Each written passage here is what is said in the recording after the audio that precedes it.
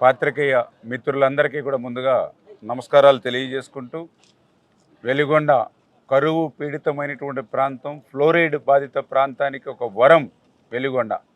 అటువంటి వెలిగొండ ఆ రోజు 1996లో ఆ రోజు ముఖ్యమంత్రిగా చంద్రబాబు నాయుడు గారు వేసినటువంటి పునాది రాయి మళ్ళీ ఈరోజు 2026 ఆగస్టు 31వ తేదీకి మళ్ళీ ముఖ్యమంత్రి చంద్రబాబు నాయుడు గారి చేతుల మీదుగా ఆ వెలిగొండ ప్రాజెక్టు పూర్తవుతుంది, ఫస్ట్ ఫేజ్ ద్వారా నీరు వస్తుంది అని అంటే, ఈవేళ ఆ వెలిగొండ ప్రాజెక్టుకు సంబంధించినటువంటి మార్కాపురం, ప్రకాశం, నెల్లూరు, కడప జిల్లాలకు సంబంధించినటువంటి మరి దగ్గర 4,47,000 ఎకరాలకి సాగునీరు, 23 లక్షల మంది జనాభాకి త్రాగునీరు అందించేటువంటి ఇక బృహత్తరమైనటువంటి వెలిగొండ ఈ 31న చంద్రబాబు నాయుడు గారి చేతుల మీదుగా ప్రారంభించుకోవడం అనేది ఈవేళ ఆ యొక్క జిల్లాల నుంచి, ఆ యొక్క ప్రజల నుంచి, ఆ రైతుల నుంచి, ఆ నిర్వాసితుల నుంచి కూడా ఎంతో హర్షాతిరేకాలు వ్యక్తం చేస్తున్నటువంటి పరిస్థితి అని చెప్పి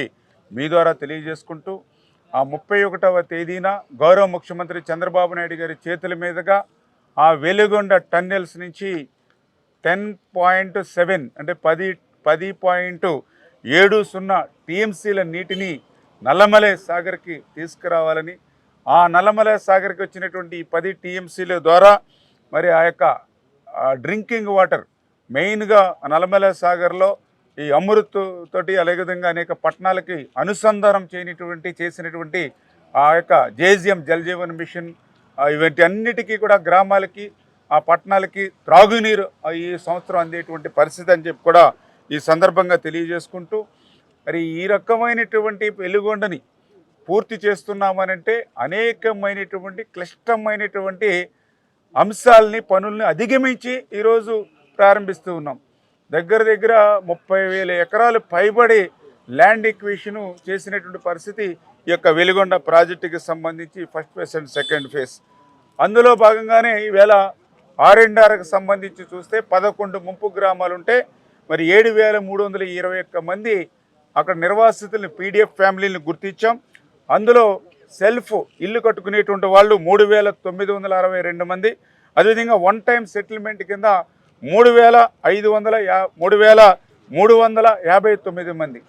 ఈ రకంగా ఆ 7,321 మందికి సంబంధించి మీరు చూశారు, వెలిగొండ చరిత్రలోనే కాదు ఆంధ్రప్రదేశ్ రాష్ట్ర చరిత్రలో కూడా ఎప్పుడూ లేనిటువంటి విధంగా 40 రోజుల సమయంలో మరి దగ్గర 768 కోట్ల రూపాయలు, ఫస్ట్ ఫేజ్ కింద 318 కోట్ల రూపాయలు, సెకండ్ ఫేజ్ కింద 200 కోట్ల రూపాయలు, థర్డ్ ఫేజ్ కింద మళ్ళీ ఈరోజు 250, 768 కోట్ల రూపాయలు 40 రోజుల్లో ఇచ్చినటువంటి ప్రభుత్వం కూటమి ప్రభుత్వం, చంద్రబాబు నాయుడు గారు అనేటువంటి విషయం. ఇది కూడా ఎటువంటి పరిస్థితుల్లో ఇచ్చారు? ఆర్థికంగా ఈ రాష్ట్రానికి ఎన్నో ఇబ్బందులు ఉన్నాయి, ఆర్థికంగా ఎన్నో కష్టాలు ఉన్నాయి.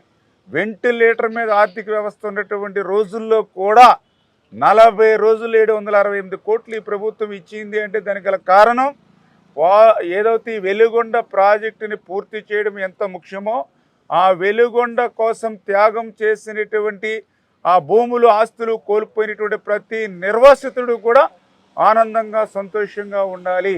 అందుకే ఈ రాష్ట్రానికి ఎన్ని కష్టాలు, ఇబ్బందులున్నా ఆ నిర్వాసితులకి వాళ్ళ అకౌంట్లో వాళ్ళ R&R సొమ్ము జమ చేసిన తర్వాతే నీళ్ళు వదలాలి అని చంద్రబాబు నాయుడు గారి యొక్క సంకల్పమే ఈరోజు ఆ 768 కోట్ల రూపాయలు వాళ్ళ అకౌంట్లోకి ఇచ్చినటువంటి పరిస్థితి.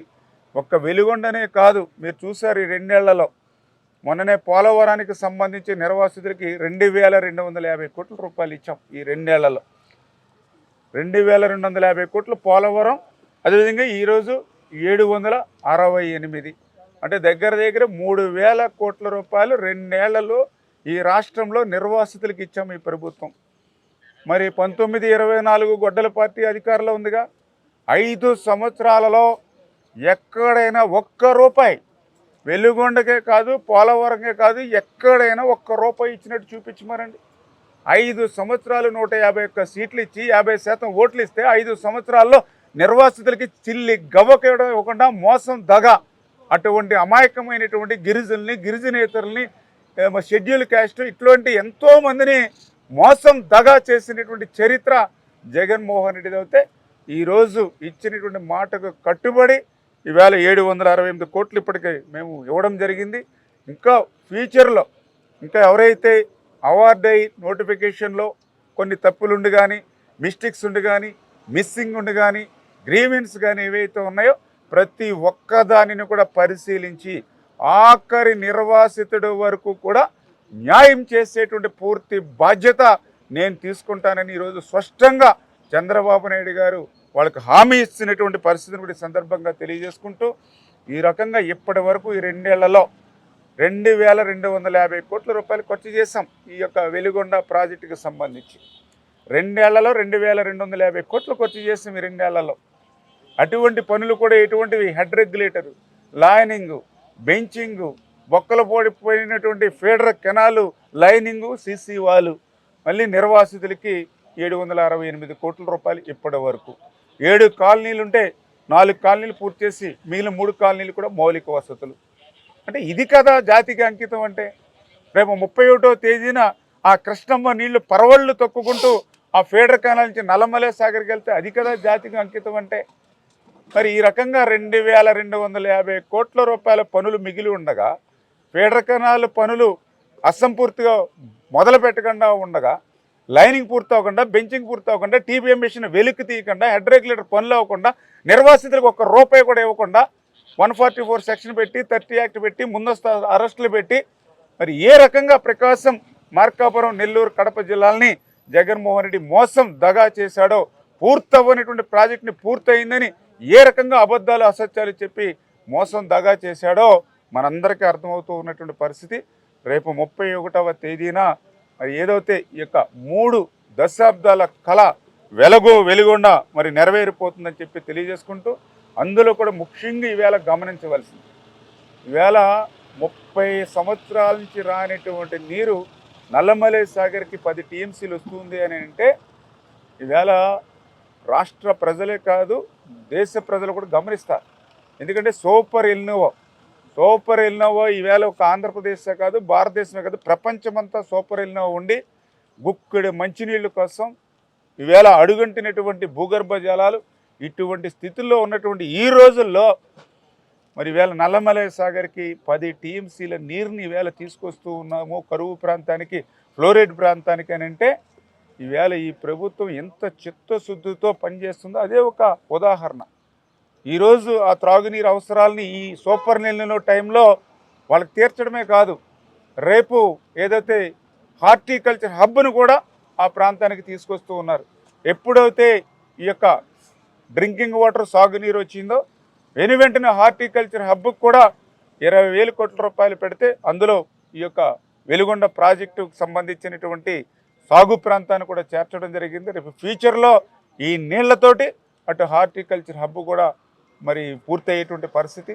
అదేవిధంగా ఇప్పుడే చంద్రబాబు నాయుడు గారు కూడా చెప్పడం, ఏదైతే రామాయపట్నం మరి పోర్టు కూడా అక్కడికి రావడం, అంటే ఈ రకంగా రేపు భవిష్యత్తులో ఆ వెలుగొండ ప్రాంతం అంతా కూడా ఒక సస్యశ్యామలమై ఈ రాష్ట్రానికి ఒక సంపద సృష్టించేటువంటి కేంద్రంగా, గతంలో వలసలు పోయేటువంటి ప్రాంతం రేపు భవిష్యత్తులో సంపద సృష్టించేటువంటి కేంద్రంగా చంద్రబాబు నాయుడు గారు చేస్తున్నటువంటి ప్రాంతానికి మేలుని భవిష్యత్తు తరాల వరకు కూడా ఎవ్వరూ కూడా మర్చిపోకుండా ఉండాలని చెప్పి మీ ద్వారా అందరికి కూడా తెలియజేసుకుంటూ ఉన్నాను.